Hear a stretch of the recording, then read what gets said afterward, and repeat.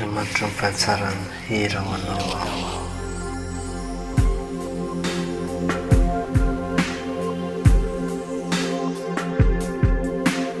Feno anao ny vavako, mipololoitra avy ao am-po, ny anaranao no asan-dratro. Ihirao, ierinao, nanositray, itory anao, itondrao ny anaranao.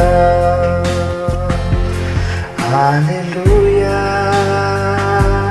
alleluia, tsara anao.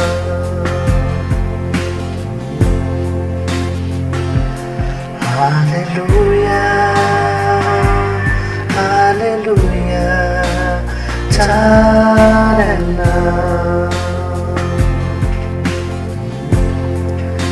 Ny antonirako sy fahavelomako dia ianao iray mandraiky izay. Ny antony velomako sy ny antonirako dia ianao toko.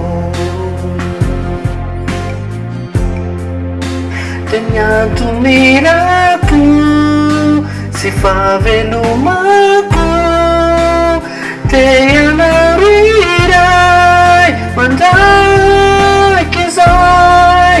Ny antony velomako sy ny antonirako dia ianao toko.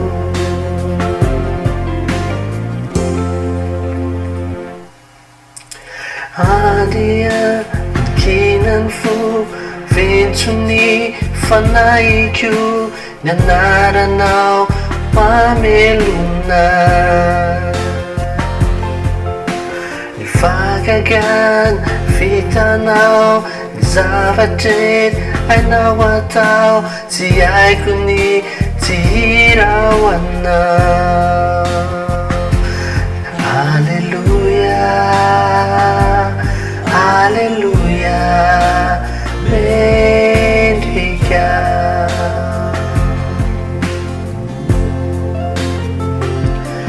Alleluia,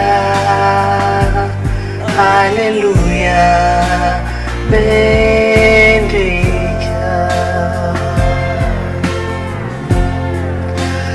Ny antonirako, ny fahavelomako dia hoanao iray mandraiky izay.